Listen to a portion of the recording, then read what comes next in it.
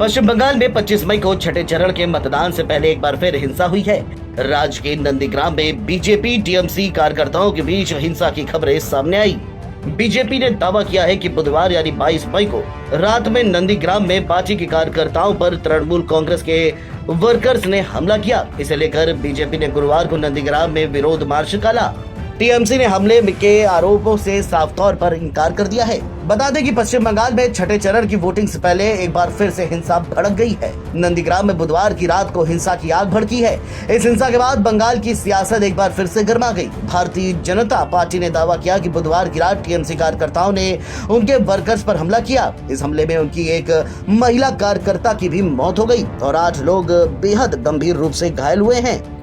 BJP कार्यकर्ताओं पर धारदार हथियारों से हमला किए जाने की जानकारी भी सामने आई है। पार्टी इस हमले को लेकर सड़क पर उतर चुकी है और नंदीग्राम में कई जगहों पर सड़कों को ब्लॉक भी कर दिया गया है। बीजेपी ने नंदीग्राम में बंद भी बुलाया है।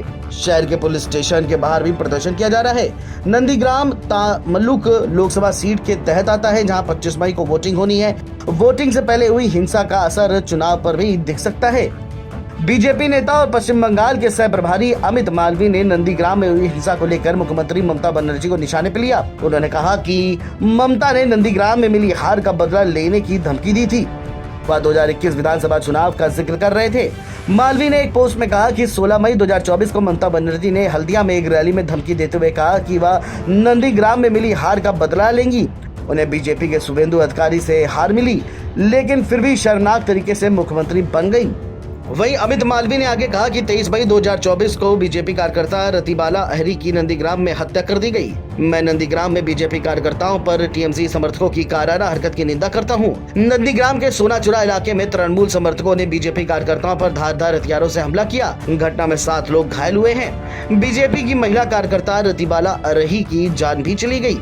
बीजेपी नेता अमित मालवीय ने कहा कि लोकतंत्र में ऐसी हिंसा बिल्कुल भी स्वीकार नहीं है। ममता बनर्जी को उनके भड़काऊ बयानों और उसके बाद उनकी पार्टी के सदस्यों की कार्रवाई के लिए जवाबदेह ठहराया जाना चाहिए। हम लड़ेंगे और रतिबाला और सभी पीड़ितों के लिए न्याय सुनिश्चित करेंगे। हमारी स्थानीय इकाई ने नंदीग्राम में 12 घंटे के बंद बुलाया है, मगर चुनाव आयोग ममता बनर्जी के बयानों पर एक्शन कब लेगा? क्या वह चुनाव खत्म होने के बाद कुछ करेगा? वहीं ममता ने नंदीग्राम में एक रैली को संबोधित करते हुए 22 मई बुधवार को कहा था कि बीजेपी को सत्ता से बाहर करना होगा ताकि लोगों के आरक्षण के अधिकार को बचाया जा सके। उन्होंने कहा कि केंद्र में बदलाव की जरूरत है और टीएमसी इसमें अहम भूमिका निभाने वाली है। ममता बनर्जी ने कहा कि शुभेंदु अधिकारी ने अपनी सीट के लोगों को त्याग दिया। शुभेंदु अधिकारी को गद्दार कहते हुए उन्होंने दावा किया कि पूर्व टीएमसी मंत्री ईडी और सीबीआई जांच से बचने के लिए बीजेपी में शामिल हुए हैं। बहरहाल एक बार फिर से नंदीग्राम में चुनाव से पहले हिंसा भड़क गई और इस हिंसा की आग में बीजेपी कार्यकर्ता की बलि भी चढ़ी है। अब देखना यह होगा कि 25 मई यानी छठे चरण में होने वाले चुनाव को में पश्चिम बंगाल की नंदीग्राम सीट में क्या कुछ असर दिखाई देता है।